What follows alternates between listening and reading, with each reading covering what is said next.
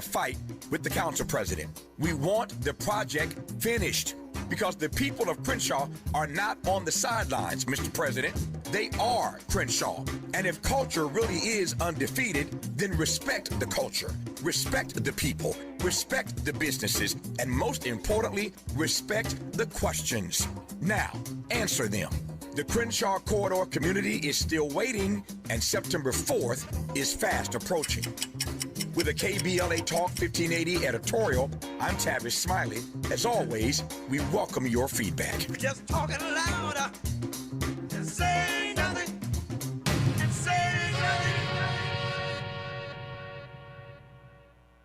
The KBLA 1580 app puts the realest conversations right in your pocket. Stream live wherever you are in the world. No static. No searching the dial. A crystal clear connection 24/7, exactly when you want it. We recommend that you keep automatic updates enabled. Set it and forget it. So the app stays up to date with store requirements, bug fixes, and new features as we roll them out. Download the KBLA 1580 app today and stay plugged into the conversation everyone's having.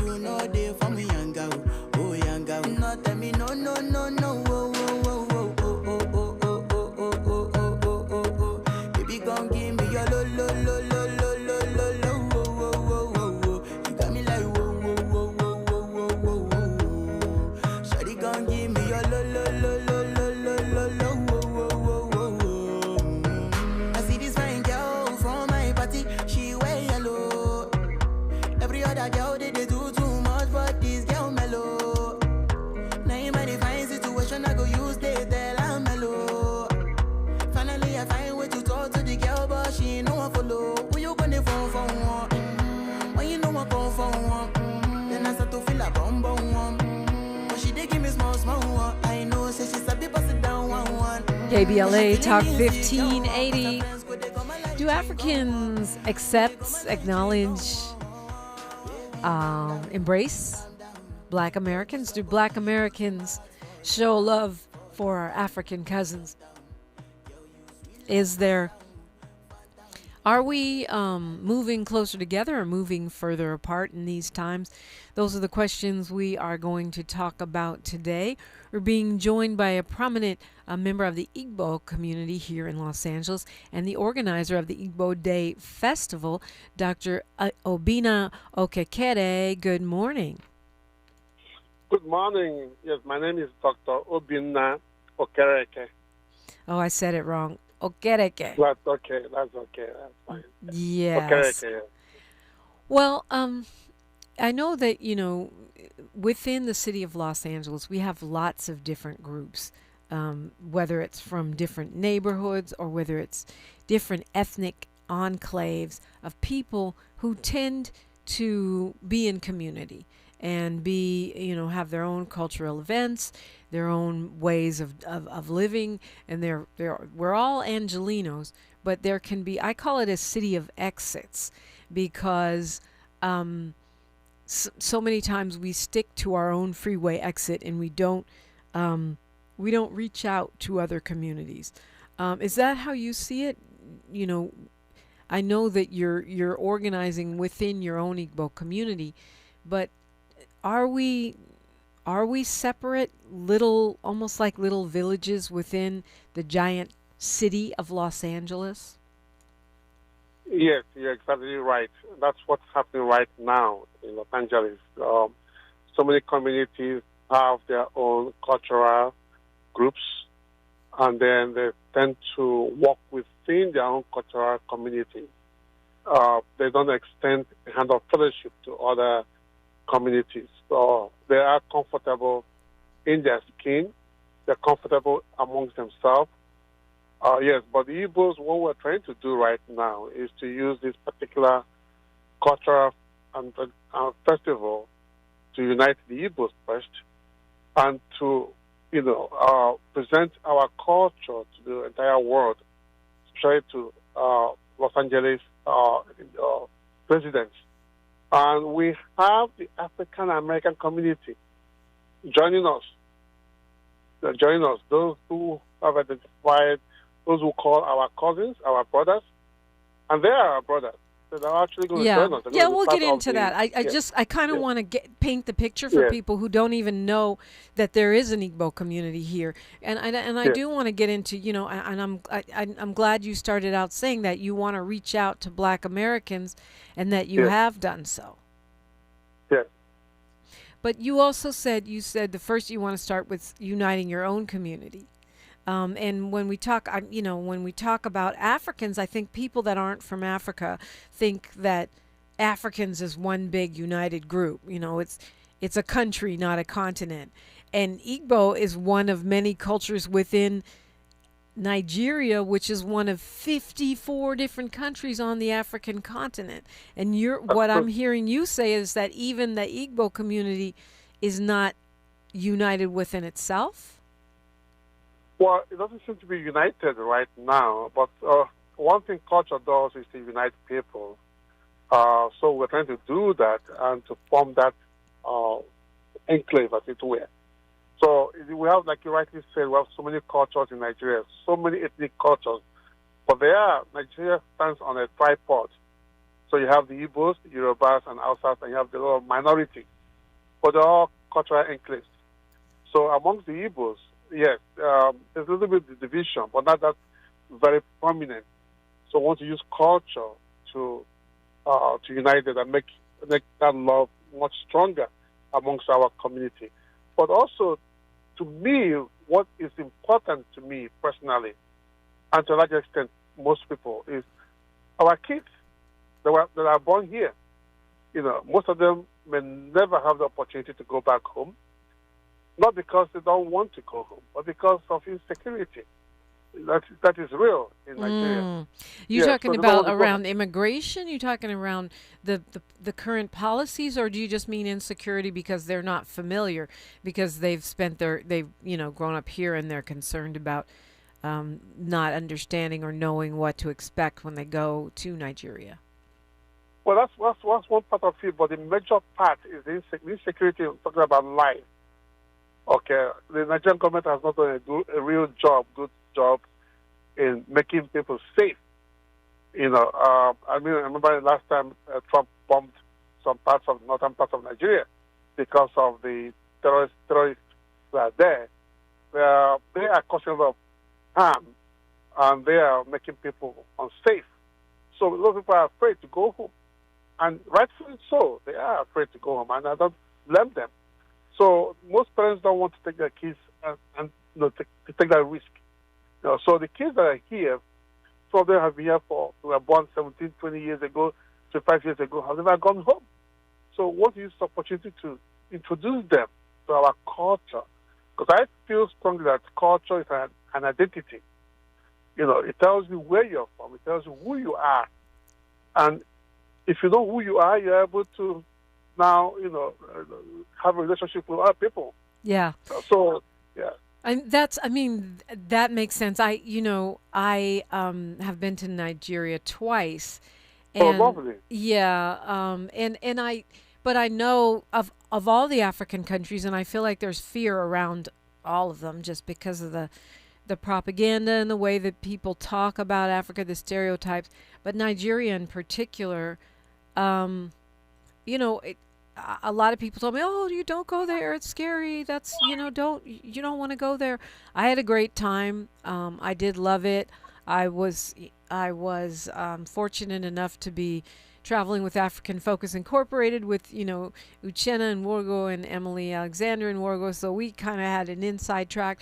But nevertheless, it was a great experience. That's correct. But I can see why people are afraid, because we're taught to be afraid. Yes. Yeah, we are taught to be afraid, but also rightfully so, because like I said to you, Nigeria is a lovely place. I grew up when Nigeria was very safe. You could travel at night, you could travel any time of the day. You don't have to be worried about what will happen to you on the road or whatever. Now it's not the case, but I'm sure it's going to change because it's all about bad governance. Mm-hmm. Once you have good governance, things will change. But it's a lovely place to be in. It's a place, you are so happy staying with people. Everybody's happy. Right. When they're, so it's also part of the culture. The culture makes people to be happy. It's like there's a community. Everybody looks out for the other person in that community. You are free to mix to everybody. It's just part of the culture, who we are. We are going to be very happy people. Even in the midst of poverty, we are happy. So you begin to wonder what kind of people are these? They're just naturally happy. Yeah.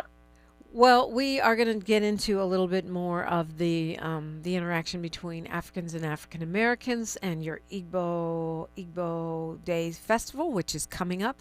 All that is straight ahead, only on KBLA Talk 1580. Thanks for starting your morning off with a voice that speaks truth to power and the powerless, getting to the heart of what matters most in our community. This is where authentic conversation meets real action. From breaking news and politics to culture and community solutions, this is where you hear perspectives you won't hear anywhere else. This is where we come together, get informed, and make change happen. You're inside First Things First with Dominique DiPrima on KBLA Talk 1580. Good morning, sunshine. You make my day. Just in case you missed our Procrastination Crenshaw Town Hall. I'm an Eaton Fire hero. I was trapped there January 7th, 2025, so I was awarded the Carnegie, American Red Cross, and the Kiwanis Lifesaver Award. So, to me, this looks like a slow burn. We constantly see Dr. Hardy, Pastor Caldwell, Mr. Smiley here. Their business is slowly impacted. Now, in Altadena, it was a quick burn. Everybody left. Everybody got priced out. They didn't have enough money to stay afloat. They couldn't rebuild their property. So, to me, this is a target for the developers. In my opinion, having been in Altadena for 18 months, still today, I still feed all of those people there because they're still displaced because they can't afford to come back. So what do? They move down to the Inland Empire, or they just call it a day and they go back to another state. So it's important to hold leadership accountable because as of right now, they've abdicated their responsibility. They just show up for the cameras and they don't even come to see you. Keeping them in check. We're KBLA Talk 1580.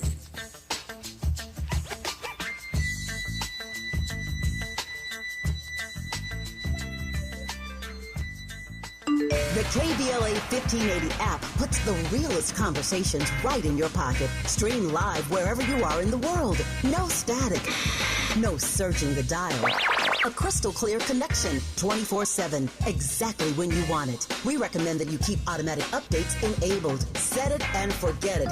So the app stays up to date with store requirements, bug fixes, and new features as we roll them out. Download the KBLA 1580 app today and stay plugged into the conversation everyone's having. I love days like these at the pool, but my moderate to severe plaque psoriasis can sometimes take me out of the moment.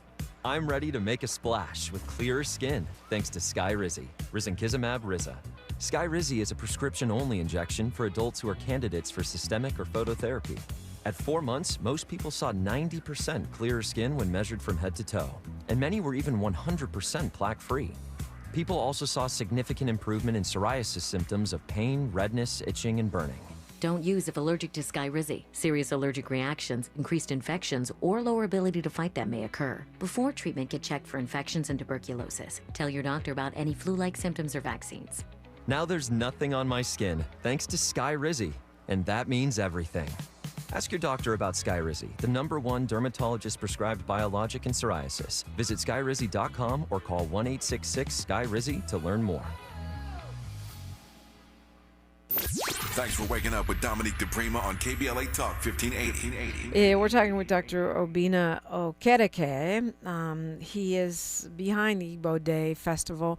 And we were talking about all these different segments. Here in Los Angeles, we have a sizable Igbo population, sizable a Yoruba population. I don't know about the Hausa. I haven't probably, I assume. We have people from Senegal. We have people from Ghana. We have folks from Ethiopia, lots of those, right? So there are many sort of subgroups, I guess, communities, neighborhoods here in LA that are African. And then even in the African American community, we got our subgroups. You know, we have people from the east side, we got the west side, we have people that identify more from down south, you know, more of a roots culture. And so how where are the points of unity? I mean, you mentioned specifically about bringing African Americans to your Igbo festival and uniting people through culture, but even the cultures are not the same. Yes, the cultures are not the same, but there are things that are similar that are the same. Okay, I'll tell you one thing. Some of the dances, music, yes, music could be the same. You know, we have some dances that are similar. I've seen some of the dances we have in Nigeria that have been done here, you know, so they are similar. We have what they call masquerades. I don't know if you've heard of masquerades. Mm-hmm. They're like mascots, but it has a different connotation here in Nigeria and the Igbo race. You know, so they are things that are more spiritual, and they perform, they dance, they entertain, you know, people. So I've seen some of the mascots here. They're not similar. I mean, they look alike, but you know, they have different, the way of doing things. So our own mascots look like mascots here, but we have they act differently, and they represent something different from mascots. But when you look at those kind of things, you say, "Oh, this is similar." So that's, but in our own tradition and culture, we know what it refers. We know what it refers to, and that's the difference. But the physical look is the same.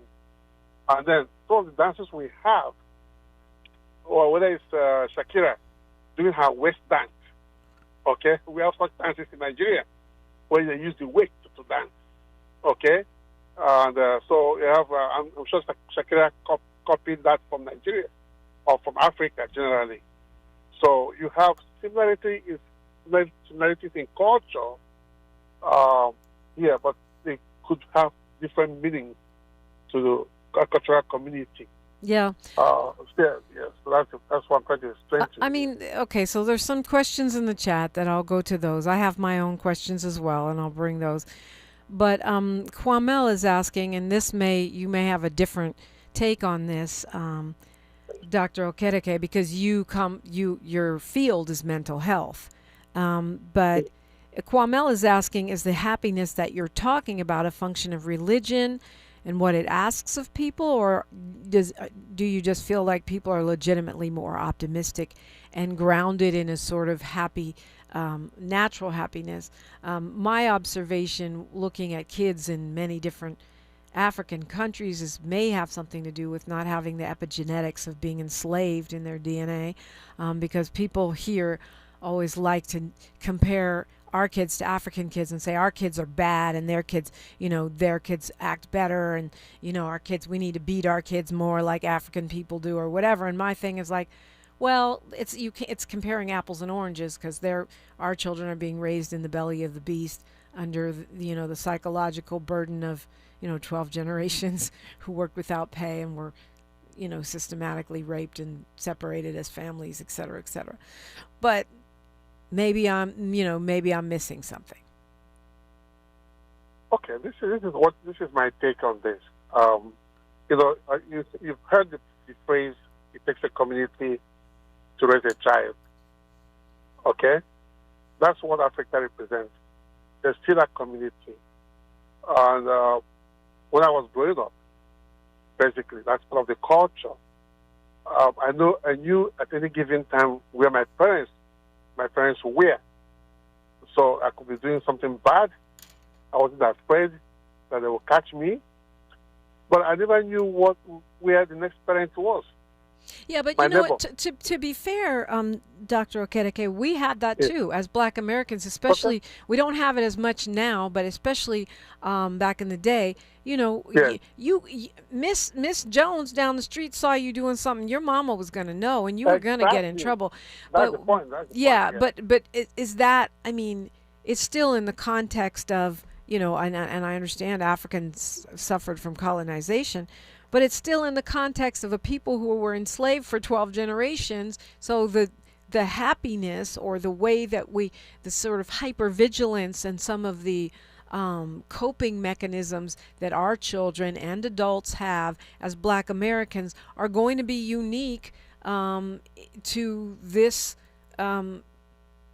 hostile environment in which we have managed to thrive and survive and contribute. Yeah, no, I agree with your submission, basically, because enslavement messes up your brain, messes up your psyche, it messes up your environment, and your understanding of the entire world. It does. It's something that is there. It doesn't go away easily, and you can't just, wish it away. That's there, and it goes from generation to generation. That's the truth. It takes a lot more to make the typical African American whose grandparents or great grandparents went to slavery, because even though he or she was not there, but he read about it, and he was able to hear some of the experiences his grandmother went through. So that affects his psyche. That's there, and that's the truth. That's different from Nigerian culture, where even in the midst of poverty, in the midst of deprivation of human rights, where the child doesn't have the ability to live comfortably. There's no health care, no adequate health care, or pipe-borne water, or food. The child is still happy, and you begin to ask yourself why. The why is, to me, I find out why, because if you look around, the next person is a child and is going through the same thing and is smiling. Everybody there is smiling, and that's just it's more of a cultural thing. They didn't go through slavery, but they went through colonization. They were colonized by the British people, and that was also that affected them also, but not as much as slavery, which was quite dehumanizing. Yes, so the typical African child or African adult finds happiness in the midst of deprivation, poverty, and that's something that baffles me. But I think the whole thing has to do with the culture, the fact that they're able to sit together, they're able to eat together, they're able to share food together, they're able to enjoy their culture and their tradition together. That's one thing that makes them tick. So we have a festival where I come from, which is part of the Igbo, and it happens every April, what they call Yam Festival. So you have masquerades coming out. The turnout of people on that occasion is, humongous. Humongous. People come out just to watch masquerades perform. And then there's all kinds of food, drinks. Nobody's talking about bad government. Nobody's talking about insecurity at that point. So that's what happens all the time. There's something that keeps them happy. It could be like we have what they call the yam. I don't know if you know about the yam, which is a tuber. Yeah. Yes, the planting of the yam is celebrated. They pray over it. The harvest is celebrated. Hold that thought, Dr. Okereke. We are going to continue this conversation when we come forward. We've got a hard stop here for news, traffic, and sports. You're listening to KBLA Talk 1580. She's reclaiming her time on KBLA Talk 1580. More First Things First with Dominique DiPrima when we come forward. I'm Bree Wood with BIN News Now. A Florida family is mourning after Black 31-year-old Kenya Glasgow and her 2-year-old daughter Kennedy were struck and killed by lightning in Margate. Husband and father Cameron was inconsolable. Words can't describe that feeling. It's gonna be tough to lose somebody that I've been with for half my life. The pair had just exited their vehicle when the storm hit, leaving behind Kennedy's twin sister, Kinsley. Students in Gary, Indiana are back in class even as thousands of residents remain without power. State leaders are now calling for an investigation into the utilities' response, while schools and community groups continue providing meals and support to affected families. And Texas Roadhouse is pushing back against a viral social media claim that employees were tampering with food orders by Black customers. The allegation has since been retracted by one of the users who helped spread it, calling the story a hoax, while the restaurant chain says the claims are completely unfounded. Get BIN News Now on demand 24/7 on the iHeartRadio app. Think It Up is an initiative to activate student-powered, teacher-led learning projects. Students and teachers, how can you spark great learning experiences in your classrooms today? Join at thinkitup.org. This is the KBLA Sports Minute with Ray Richardson. The Dodgers' 6-game winning streak was snapped Tuesday night in Atlanta. They lost to the Braves 4-3. The Dodgers had 10 hits but left 11 runners on base. The Dodgers and Braves meet up again tonight. The Southeastern Conference is joining the Big Ten in not allowing athletes who signed pro contracts to return to school for a 5th year of eligibility. The ACC and Big 12 are meeting this week to consider doing the same thing as the SEC and Big 10. A federal court ruling has given pro athletes, those drafted or signed as free agents, the right to return to college if they get cut by their pro teams. LeBron has teamed up with the PGA Tour to do a tournament in 2027 in his hometown of Akron, Ohio, the LeBron James Family Foundation Classic. The tournament is scheduled for July 6th and 7th. Part of the proceeds will go to LeBron's I Promise Academy in Akron. No debates, no speculation, just the info you need. That's your KBLA Sports Minute. I'm Ray Richardson on KBLA Talk 1580. What's good, KBLA delegation? I am Miles Lowe, and I'm excited to be joining the weekend lineup right here on KBLA Talk 1580. Join me every Saturday at 12 noon for the Do Better Show, where we get into the world of tech, AI, the creator economy, navigating your mental health through it all, and have conversations with founders to find out how real people are making real money right now. It's not a course, not a subscription. Class is in session every weekend, live on the air. So if you knew better, you do better, right? So let's make a better you. The Do Better Show, every Saturday, 12 noon, and replaying again at 7 p.m. right here on Unapologetically Progressive KBLA Talk 1580. We got a lot to talk. Hi, I'm John Wood Jr., host of the Kingdom Project, weekends on KBLA Talk 1580. Black America has a tradition of holding the United States of America to the standard of her stated principles when it comes to democracy. When the country has said all men are created equal, black people have demanded that we mean it. In the long history of holding America accountable to the promise of her ideals, no name looms larger than Dr. Martin Luther King Jr. With this faith, we will be able to work together, to pray together, to struggle together, to go to jail together, to stand up for freedom together, knowing that we will be free one day.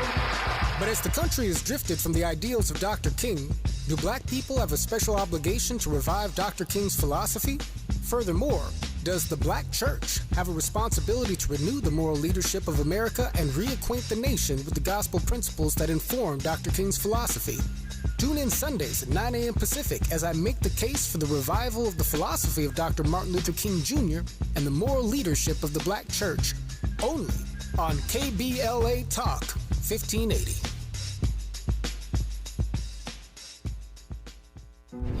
Oh no! Straight the roof down. Oh no, we have time. Please, God, save us. Save our house. Please, God, please. At KBLA Talk 1580, we haven't forgotten what happened Tuesday, January 7th, 2025. The trauma, processing the loss of our home. How do we address the compounding effect of the fire now more than 18 months later? I noticed one of my 3 children engaged in self-harm who hasn't been able to articulate the challenges that they've had since the fire. And 4 out of the 5 folks in our household are in therapy. 1 is not. And the one that's not is the one who I noticed with some marks on their person. This isn't okay. You need to talk to someone. Black historical memory keeps alive the stories and struggles of everyday people and communities. Black historical memory preserves truths that others attempt to erase, minimize, or distort.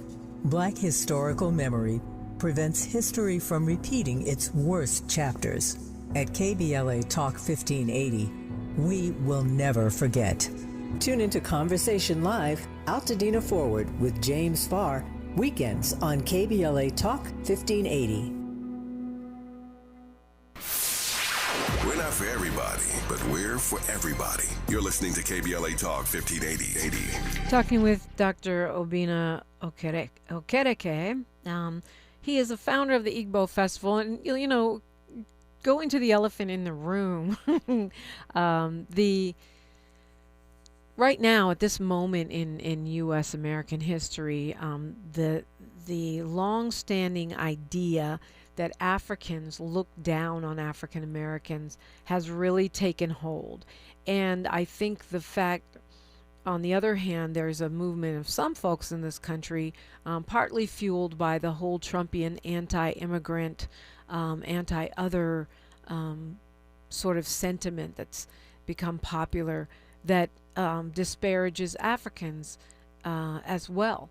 So it seems to me that the hostility between Africans and African Americans is greater now than it has been in past decades. How do you view that? Well, you're right about that, and I think that is just very unfortunate. And I think we can reverse that. We can reverse it because somebody somewhere, whether it's an individual or a group, is just trying to tear the Africans apart. Whether it's African Americans, whether it's Black Americans, whether it's Africans, we all have one color. That's who we are. And that we may have one DNA. That's who we are. But somebody is not comfortable with our unity and the love that we need to express amongst ourselves. So it's just rather unfortunate. I see it myself and I've experienced it, and I don't like it personally because I have a lot of African Americans who are my friends, and I love them, and they do love me too. So this division has been created, whether it's done consciously or unconsciously. We as a group need to take back what is ours because we have a common heritage. We do have a common heritage. You know, African Americans came from Africa. So that is their heritage. And we are in Africa. So we need to embrace one another and know that nobody else can do it for us except us. And I want to use the Igbo Cultural Day to start doing that myself. Because one thing that does not have an enemy is culture. If we're able to, as it were, between both groups, share our culture, we'll begin to understand ourselves and begin to understand we're not enemies, that we are family. That's what we are, family. Well, you're a mental health practitioner, and one of the things that I have experienced this, and actually, oddly enough, Miles, who's works with me here, went to Africa with us. He experienced it too. That there sometimes, and I consider myself a Pan-Africanist, just to be clear, but it does seem that there are some Africans that do look down on us. They think, oh, you have it easy, you have running water, you have electricity, you guys are just lazy, without having experienced, understood, or lived the reality of U.S. America and the treatment or history here of Black people and all that involves.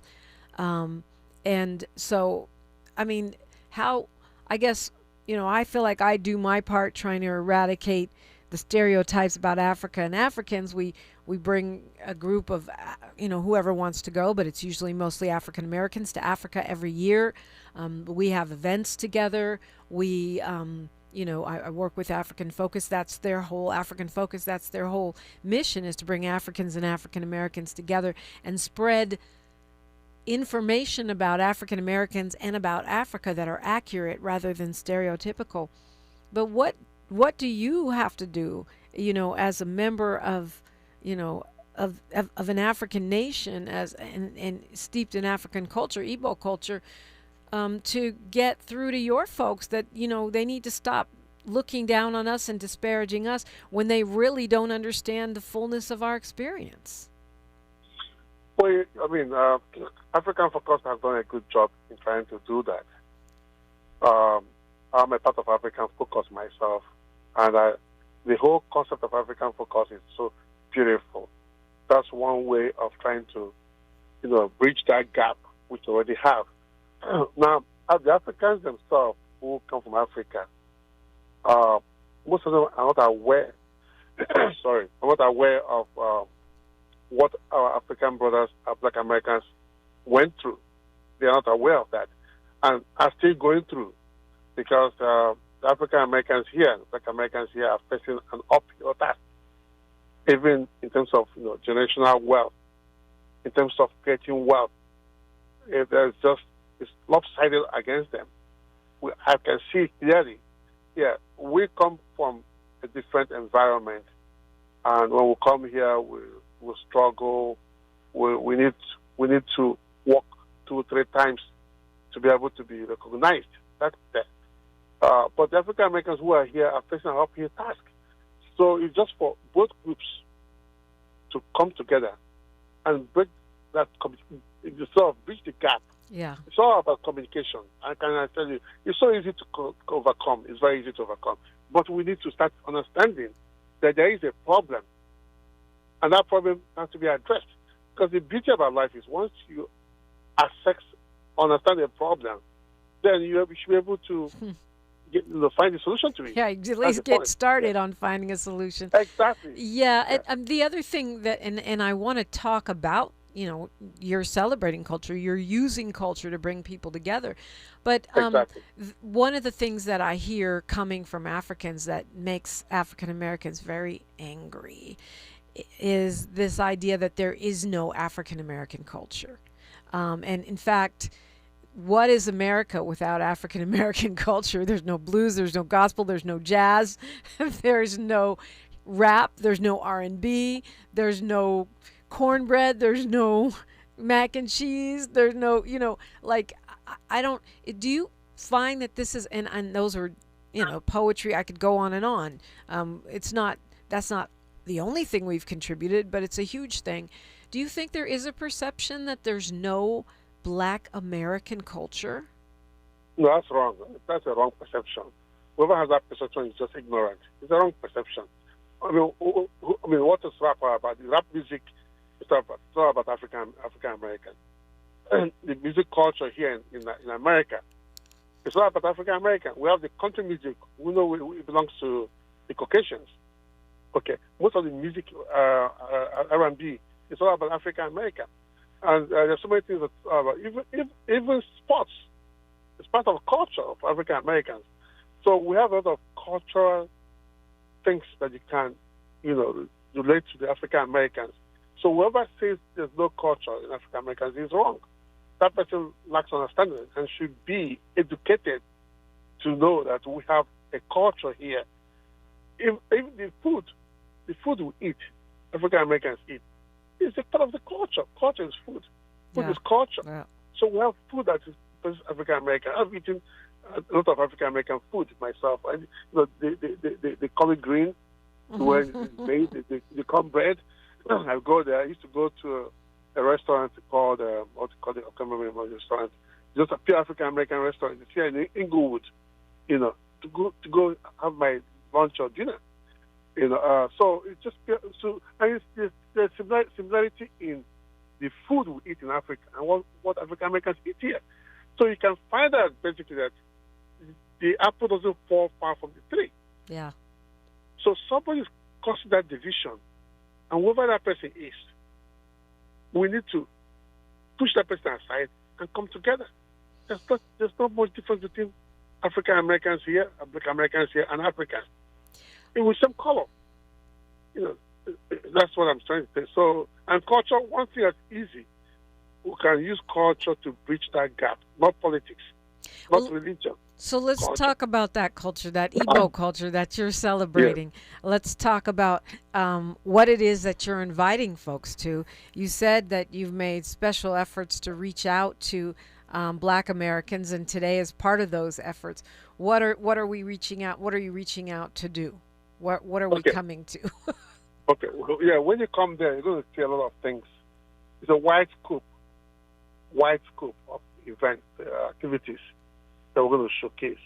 We'll start from the normal, the what I call the primary tradition, like, what they call the breaking of kola nut. When you go to Asia, I've been to Asia a lot of times, you go into somebody's house, they offer you water, a bottle of water. That's the first thing they offer you. When you come to an Igbo man's house, the first thing he offers you is kola nut. It's a nut, okay? It has caffeine. It keeps you awake, but it keeps you, it's like a stimulant. So the nut is offered to you. It's a symbol of acceptance, welcoming you to his house. And he prays over the nut before he breaks it to say, God, give us life, give us good health. Okay, bring love amongst us, unite us.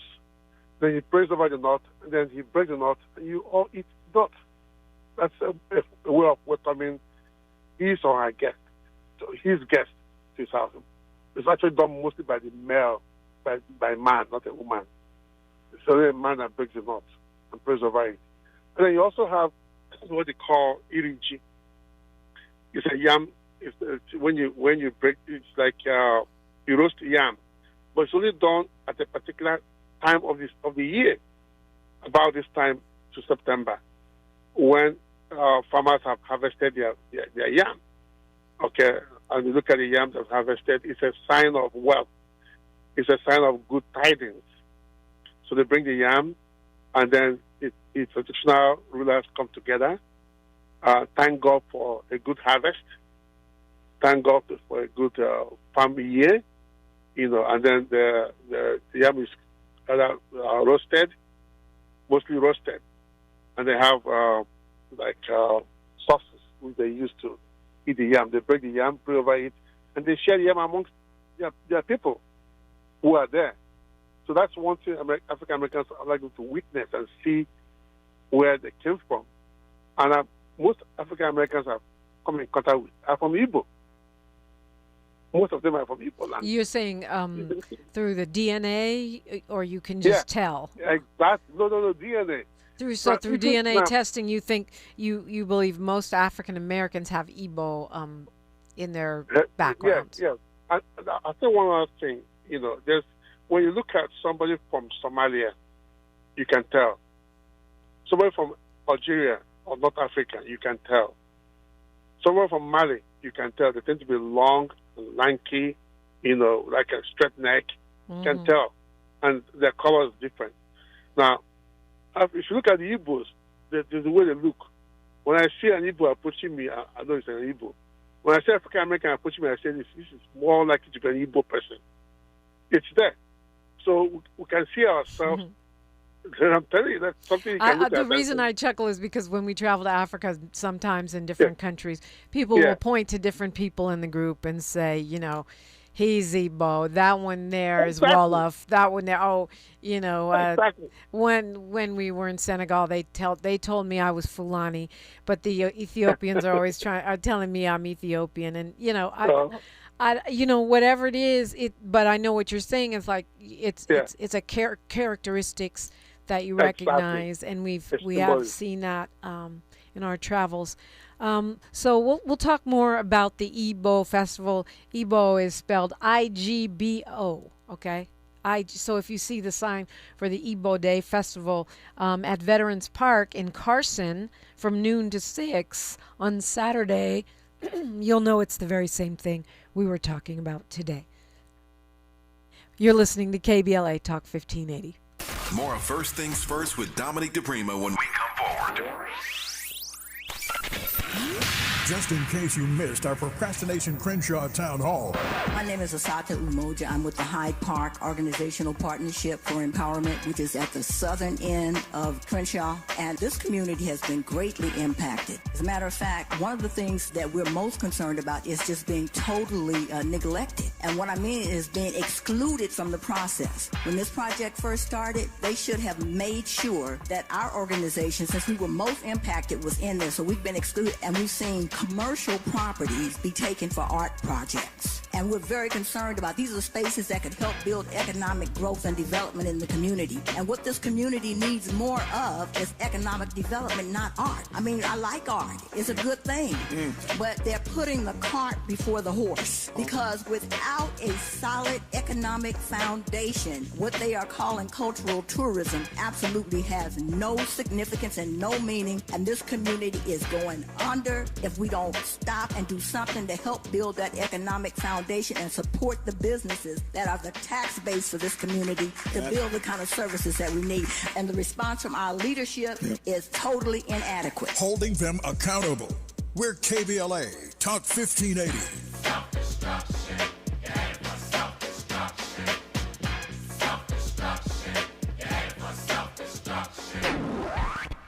Are you feeling the heat? LADWP can help you stay cool this summer and save money. Through the Cool LA program, eligible customers can receive instant rebates of up to $275 on new portable, window, and wall air conditioners. Shop the Cool LA Marketplace today and beat the heat and save. Learn more and apply at ladwp.com/cool-LA.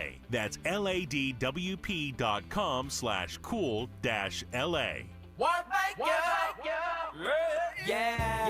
The California Crusader newspaper would like to thank all of our subscribers for their support throughout the years, proudly serving the South Los Angeles and South Bay areas for more than 40 years. The California Crusader is a multicultural, black-owned, adjudicated newspaper that focuses on providing newsworthy information to the people in our community.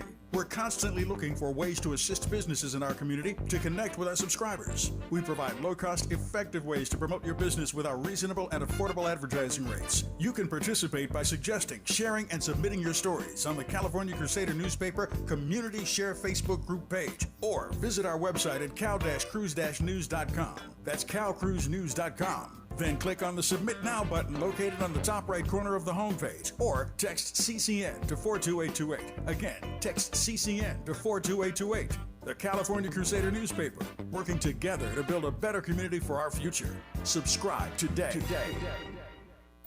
The conversation continues right now with Dominique DiPrima on First Things First. Dr. Obinna Okereke is with us. He's the founder of the Igbo Day Festival, and we're talking about the relationship between Africans and African Americans. I'm going to read something from your invitation. Bring your family and friends to celebrate Igbo Day with our continental cousins. Our ancestors dreamed about this reality. That day is here. We are reconnecting, remembering, and coming together as one family. Then it says Igbo Kwenu. I don't know what that means. Maybe you'll translate. But I think that kind of the spirit of what you're talking about, of pushing back against these trends that are happening right now in even further separation between Africans and African Americans, is really coming through in that statement. Yes, well, Igbo Kwen is just a greeting. You're just greeting people. You're saying, I greet you all. I greet you all. That's what it means. Let me just correct a few things. I'm not the founder of the Igbo Day. I'm just the coordinator. I'm the chairman of the planning committee. Okay. Yes, so let me just make that correction there. I'm also a pharmacist that specializing in mental health. I want to make that clear about who I am. Okay, so now, like I said earlier on, the essence of the Igbo Day is just to present our culture to the entire world, and also present it to our children. Use it as a form of unity amongst the Igbos who are here, and we are growing in an astronomical rate. They're growing at a very sporadic rate. Also want to bridge the gap between the Africans, Igbos especially here, and our brothers, our cousins who are Black Americans, African Americans. So that's why we're asking you to come with your family. Because when they see what we have, our food, our culture, our tradition, they will see a similarity in what you have here. When I talked about a restaurant, I used to go to African American restaurants. I was referring to Soul Food, the Soul Food restaurant. It was one in Good. I go there very often. Okay, so we have similar food we eat. Yeah, we have similar food we eat. It's not the Soul food is different from any food in Asia. It's different, but it's quite similar to African Americans. Africans. It's quite similar to Jamaicans. It's quite similar to Haitians. So it's just this similarity, and for me particularly, my ambition and my vision and my group vision and what we're trying to do is to bring everybody together that share a common heritage. And that's why I measure, I reached out to the African American community through African Focus, and I'm happy. I'm so excited they're all coming. They have this, college, Igbo Americans in California. It's so lovely, and they're going to perform. They have the drums, we have the ogene, we have the flute. It's called Oja, but it's a flute. I saw one episode. I saw what is them again? Where Charles played the flute. Yeah. Mm-hmm. So it's a flute we used to, we play that when masquerades come out, or when there's a specific dance step. We use that to play that flute. So even Steve Wonder has done that. I've seen with the flute myself. So we have a common thing. The musical instruments we use. When I go to churches, especially black churches, I see them. Some of the instruments we use back home. And I said to myself, the apple does not fall far from the tree. It's something. So all this division we're having right now should not exist. Should exist. It should not exist. It's all about politics. And we should kill it. And you guys should also help kill it. Come to my community, we'll be able to talk to our people about it. There are certain slangs they use which are, derogatory. We have stopped using those slangs. Mm-hmm. Well, and that opportunity is coming up. Time flies when you're on the radio, but the Igbo Day Festival is Saturday, right, at Veterans Park, all day. There's music, there's food, you can shopping, cultural items, and masquerade dances even happening there at the park. Sadly, everything's there. And food. You don't have to register or anything. People can just show up. No, they can just show up. No, they can just show up. No appointment. Please show up. There's parking. Call my name. I'll give you the. Just call my name and you get everything done. I'll give you a good. Make it comfortable, please. Okay. Look for Dr. Okereke. Right. Yes. Thank you so much for inviting us, and thank you for the honest and spirited discussion about Africans and African Americans. Thank you very much. I appreciate it so much. Thank you so much. Absolutely. Igbo Day, it's spelled I-G-B-O, but it's pronounced Igbo. Igbo Day Festival, Market Day at the Veterans Park in Carson. That is Saturday. There's a lot going on this weekend. Both Saturday and Sunday, people are standing up for Carmelo Anthony. There will be actions in every city. We'll talk more about that tomorrow. And of course, this Igbo Day Festival. Chris invited you to a legal clinic at the Center of Hope Church from 9 to 12. Lots to do, lots of productive stuff to do. Attorney Chris Martin, who was with us earlier, gathering a group of all different types of attorneys there at the Center of Hope Church on Saturday. You can go get your legal help in the morning and then go head over to the Igbo Festival in the afternoon. All of it is free and all of it is definitely worth your time.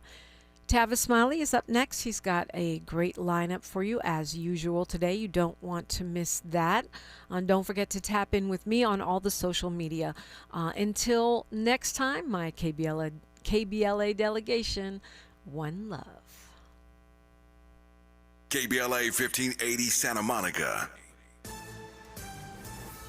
I'm Bree Wood with BIN News Now. A Florida family is mourning after Black 31-year-old Kenya Glasgow and her 2-year-old daughter Kennedy were struck and killed by lightning in Margate. Husband and father Cameron was inconsolable. Words can't describe that feeling. It's gonna be tough to lose somebody that I've been with for half my life. The pair had just exited their vehicle when the storm hit, leaving behind Kennedy's twin sister, Kinsley.